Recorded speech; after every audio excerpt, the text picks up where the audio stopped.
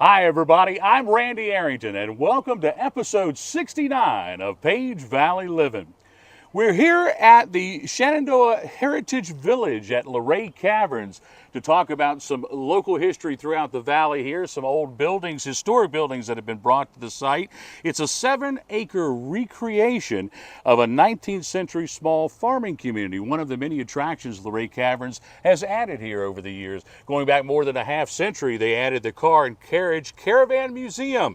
And then a couple of decades ago, along came the Rope Adventure Park and also the Garden Maze. And then later on, Toy Town Junction with a bunch of collection of old toys there. And here, this year, they celebrate the 15th anniversary of the Shenandoah Heritage Village. We're going to go look at some of the old buildings here and the recreation of this, as we said, small 19th century farming community, and talk about also the historic preservation and importance of keeping that idea alive of the way things used to be. We'll be talking with Rod Graves here from Luray Caverns about this village.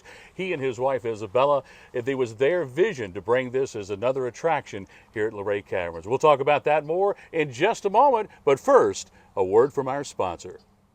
At Luray Caverns, from well-lighted paved walkways, explore cathedral-sized rooms with ceilings 10 stories high, and walk among huge chambers filled with towering stone columns.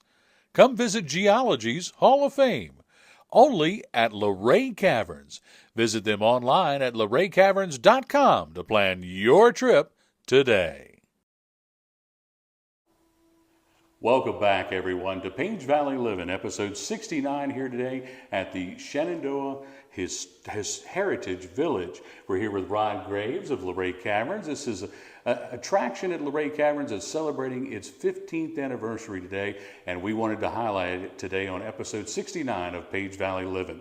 We are recording episode 69 here on Monday, May the 12th, 2025, and we'll be airing it for the first time on Wednesday, May 14th. Rod, thanks so much for being with us here today. So we're going to start off this first little segment talking about the Luray Valley Museum. That is the first thing that visitors will see as they come here to the Shenandoah Heritage Village.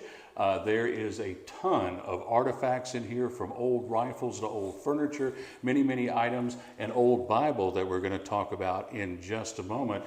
But the first thing I want to ask you is, I've heard of the Shenandoah Valley, I have heard of the Page Valley, but I have never heard of the Luray Valley, and I wondered even back 15 years ago when you all started this museum where that term came from. Well, after studying the Shenandoah Valley's history a lot since a child, this area used to be called the Luray Valley. Up until about 1880, they started to call it the Page Valley. Prior to that, we were Shenandoah County, and then before that, Dunmore County. Okay. And then even back farther, Frederick County. But anyway, what's now called the Page Valley was called Luray Valley for many years, and I didn't want that to be lost. Okay. And so I thought, well, everybody knows Luray Caverns, so why not have this, Luray Valley Museum? Well, obviously the caverns discovered shortly after the Civil War, quite a long time ago. The Car and Carriage Museum, I believe, was in the late 50s that opened 57. up. So that was added on. But then a long period of time went by, there were no new attractions, and then all of a sudden in the last couple of decades, there have been a bunch. What is and some of those we talked about earlier, the Rope Adventure Park, the Garden Maze, the Toy Town Junction, but what was the inspiration here for the Shenandoah Heritage Village? Well, when I was a child, I used to talk about it with my father, and I said, Dad, someday I would really like to celebrate, the outside of the caverns. We live in such a beautiful place. The people here are so special. Yeah. And I grew up with some kind of a magical childhood with, I'd go to other places. It just wasn't the same as where we live. As far as the hospitality, the depthness of the people, very hardworking, decent people. And it was very inspiring to me. So that dream with me started as a child. Well, as we said, folks, there is a ton to see in this museum, the Luray Valley Museum. First thing you see and first thing you go through when you come to the Shenandoah Heritage Village, and there is a prized item here that we want to talk about. I remember doing a story in the paper when you all first purchased this, And you wouldn't tell us how much you spent on it, but I tell you, this is a very, very special item, and I want you to tell us a little bit about it. Well, this is the Frosshire Bible, Christopher Frosshire, in 1536. And a lot was going on in the world in 1536, especially when it comes to, the whole Reformation period was exploding at that time around the world. When this was published, this was illegal to publish it in anything other than Hebrew, Greek, or Latin. Wow, illegal. Wow. Illegal. This is a common language of German. This is High German at the time, a different kind of German than we speak today, or than people speak today. But it was printed in Switzerland by Christopher Frosshire and his printing business there. The Bible was illustrated by Hans Holbein the Younger. Now, this is a photograph of what's the first page looks like. Right. Two-part color. I used to do printmaking a lot in college. Loved it. It's very, very difficult, even now, to do that. And this man was a rock star for the time as an artist. Wow. He did the whole. He painted Henry VIII's whole court. Okay. At the time, so he was, he painted actually Henry VIII's portrait, and like I say, all the people that surrounded him. So he's a very important man, and I think the best portrait artist of all time. And how old is this Bible again? 1536. 1536. Now, the thing that's so important about this Bible, it's the first Bible in the world that was printed with the Old Testament and New Testament as one volume. Wow. It used to be 2 volumes. And this is literally one of the first books ever to be printed, not that long after the Gutenberg press, maybe a century or so after the Gutenberg press was first invented. So we're going to take a step outside for just a few moments and look at another building here at the Shenandoah Heritage Village. And here we are on a stop here inside of the Shenandoah Heritage Village. And this is Hamburg School number 6. Tell me a little bit about why this spot is special to you. Well, the Hamburg School was important to me because there was a lot of schools in Page County. There was, I think, about 8 schools there were white schools, and then black schools. There was a total of 7. This is the only one that exists today, unfortunately. But it's one of the oldest schools left in the whole Shenandoah Valley, and maybe even in Virginia. That's African American. It's probably the second oldest that I know of. It was built somewhere in about 1880 approximately. It was somewhere, we're not real sure of the exact year it was built, but it's approximately about 1870, 1884. And what's so important about this building is the educational factor of it. Right. And that these African American schools were started after the Civil War, and it was such a conduit to where people are today. Right. And that's irreplaceable. Education is one of the most important things to me that I've received in my lifetime. Right.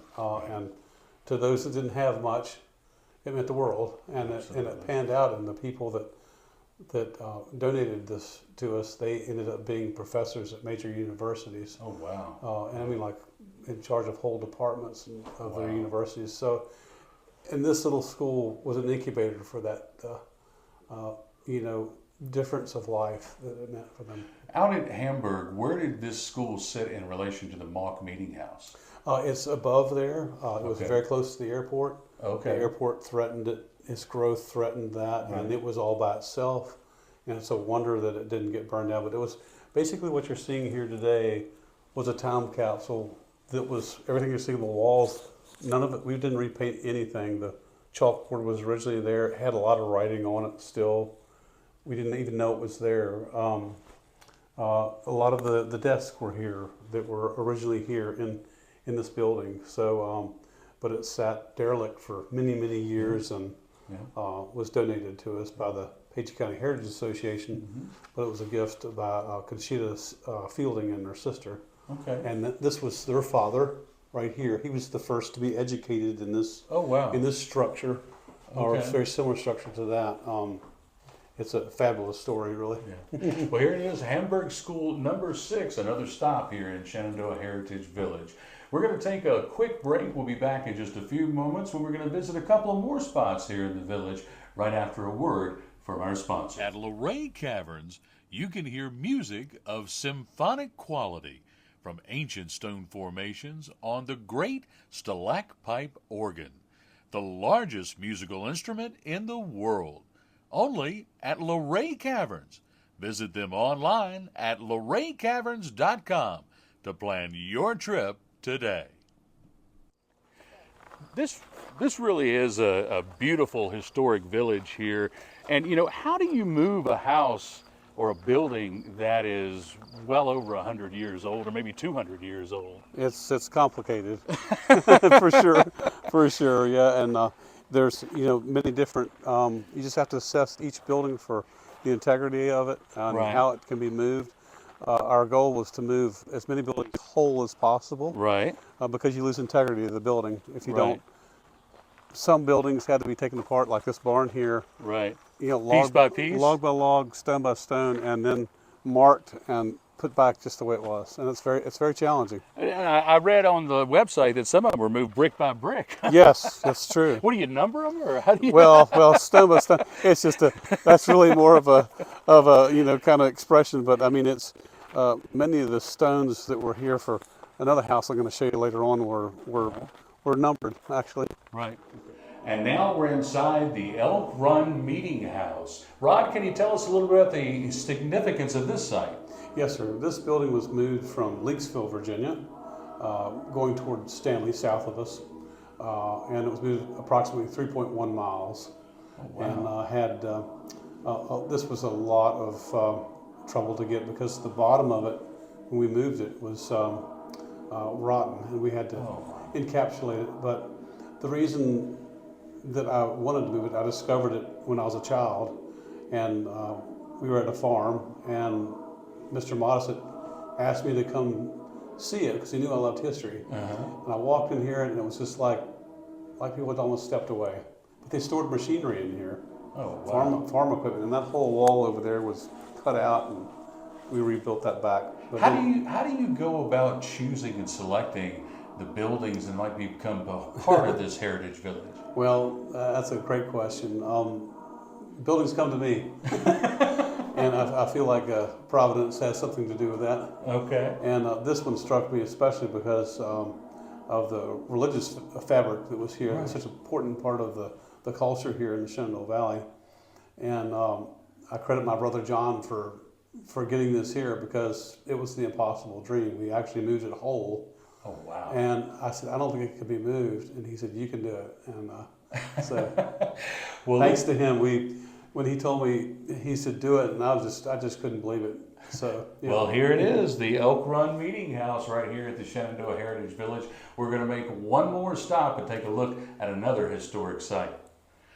And here we are on another stop. Now we are in Reverend Willie's cabin, and this one has a real special place to you. You consider this sort of a little gem out here. Tell me why. Well, during the process of building the museum, I felt like I got this one in a position I wanted it to, get it in as far as preservation goes in the state it would have been at the time. Oh, wow. Now, this was from Woodstock, Virginia, Okay. in Shenandoah County. It was the registered as the third oldest house in Woodstock, Virginia. Unfortunately, where it was has been put a subdivision on High Street. Wow. And there was a friend of mine that fought it for a long time. The city of Woodstock relented and said that the subdivision would go in anyway. Okay. So he asked if he could take it down. Well, it came about to where it was given to the Battlefields Foundation. They couldn't do anything with it, and so they offered it to me for a fee. Right. With the guy that had it. He had it in his buildings, rocks, everything. He numbered all the stones that went around the fireplaces. Oh, wow. And we only lost one log out of this whole building. This was in a townhouse at the time. And what does it date back to? 1760. 1760. And we didn't know until we found one log, and that was one of the logs that's deteriorated, unfortunately, but we still have it. And written on the log was a signature that we think we know who it is, and also 1760, but that's to come. I don't want to give that away until I really know, but it's an important person. But the importance of this for religious history in the United States, religious freedom, was important for this house because he didn't own it, but one of the first people to live here was a Reverend Willie, and Bernard Willie. And Willie came from Switzerland. He was the first Reformed Lutheran minister in the United States. Oh, wow. He brought that Reformed Lutheran flavor of Lutheranism to the United States. So it's a very important time. Some say he came after the Revolution, some say he came that, according to different historians. We think it's 1776, ironically, that he came over here right before the war started, the Revolutionary War. So it's significant. It's preservation as far as building and not being messed with too much and Victorianized and so on. Right. It stood the test of time. Its last inhabitant was an African American lady that was blind. Incredible story with her. She was born with no vision, but she was able to function very well. She had another lady that lived with her, and she had a restaurant in Woodstock, and she could tell who you were by the way you shuffled your feet, supposedly. Wow. So, and she died approximately about 1960. Okay. And then it just kind of sat dormant off and on. I think it was a real estate store for a while, shop, but it basically sat dormant. And then when it was taken apart by a good friend of mine, he did an excellent job taking it apart. He put it back, the bones back together, and then I finished it. Well, I tell you, these buildings are impressive, and I mean, these are really pieces of history from throughout the region, the Shenandoah Valley, and a lot from right here in Page County. And to put all this together, I think you said you have 8 structures total, and plus you've got the Luray Valley Museum, which we visited earlier with all of its artifacts. But all of this came about not just through one person, did it? Not just you. You had a little help along the way. Yeah, first off, my mother and father nurtured that dream as a child for me to get into the history field and my art background as well. And but I will everything to them for sure. Sure. My brother John was inspirational and part of this whole project for sure. And he kind of kept me from going too hard one way and kind of wrestled me back into a position that I could have more success, for sure. And your wife was very involved. Absolutely, and last but not least, my wife Isabel Graves. We've been married for 35 years this year, and she nurtured my dream and supported me, and from start to finish. Well, I say finish; it's never really done yet. Right. And we have other things we want to do. But she was an integral part of its success, and now she's the manager of the building. I'm sad she can't be here today, but she's sick. Yep. You miss her. Wish her well. Yeah, and she has been a great part of the success of the museum in all kind of ways, but particularly our floral area. She's a great expert gardener. Right. And she's brought a lot of heirloom varieties of plants and vegetables, and heirloom varieties of fruits and vegetables to the place.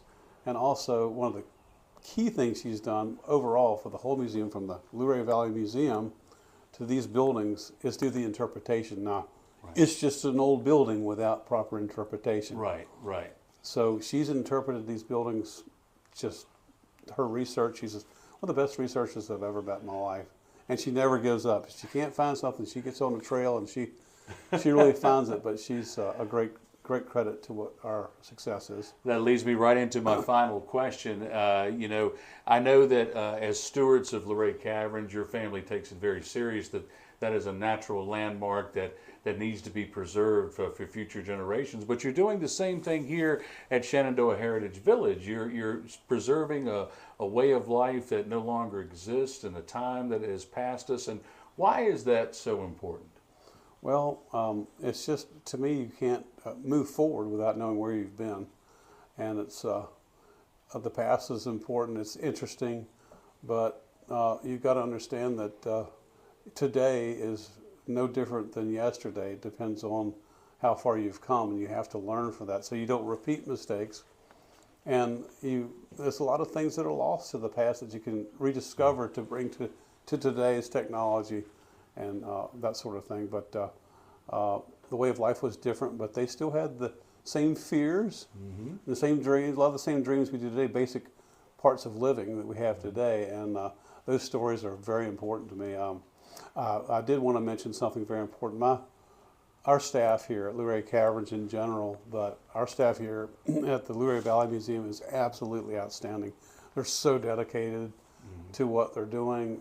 I've got good young people involved with this, and it's so cool to see young people connected to history and excited about history. And so we've got a good future ahead of us with them. Well, it is very, very interesting, and it's very, very impressive out here. Any chance we might see any new additions to the historic village in the years to come? Yes, sir. All Sure right. will. Very good. Well, Rod Graves, thank you so much for joining us today. Thanks for letting us tour the Shenandoah Heritage Village right here at Luray Caverns. One of the added attractions that you can see right there included in your price of admission to Luray Caverns. It is beautiful. There's 8 structures out here. Tells you a lot about the way of life a long time ago in the Shenandoah Valley and in the Page Valley and right here in the Luray Valley as well. Again, we say thanks to Rod Graves for his time today. Make sure that you hit the like button out there for that episode 69 of Page Valley Livin', and make sure you share the video with a friend and subscribe to our YouTube channel at Page Valley News. As always, we want to thank Eleanor Arrington for all of her work behind the camera and in the editing room this week. And as we always remind you, make sure you pay a visit to the Page County Animal Shelter and help one of our furry friends find a forever home. Until next week, for Rod Graves, I'm Randy Arrington saying, enjoy that Page Valley living.